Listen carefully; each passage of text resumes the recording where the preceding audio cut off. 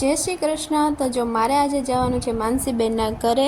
એણે દશામાનું વ્રત ઉજવ્યું હતું, 10 વર્ષ રહ્યા અને આજે એનો 10 દિવસ રહ્યા અને પાછો આજે એનો છેલ્લો દિવસ હતો। એટલે અમે બધાને કરી હતી ગોયણી। તો જો અમે બધાએ ગોયણી કરી હતી, બધાએ 10 ગોયણીઓ જમવા બેસી ગયા। અમે જમી લીધું પછી એણે અમને બધાને ભેટ આપી અને બધીના આશીર્વાદ લીધા અને પુણ્ય કમાવ્યું અને વારા ફરતી વારા એક પછી એકને બધાને ભેટ આપતા જાય અને આશીર્વાદ લેતા જાય।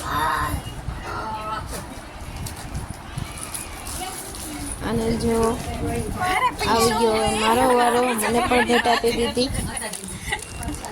તો ભેટ લઈને અમે આવી ગયા ઘરે અને આવીને જોયું કે શું આવ્યું હતું।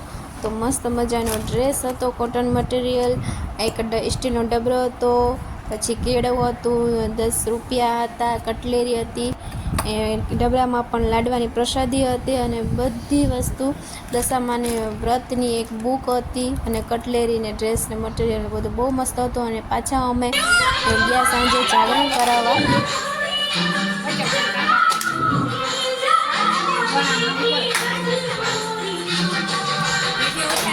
દાંડિયા રસની થોડીક વાર મોજ લીધી, બધાએ મજા કરી।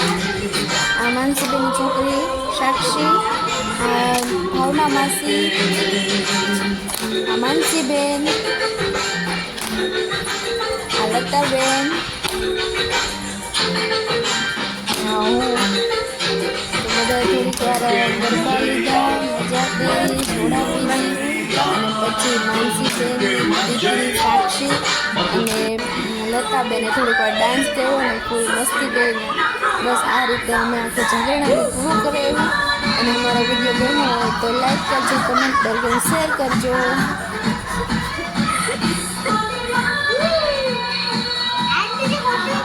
ફોન કરીશ ના।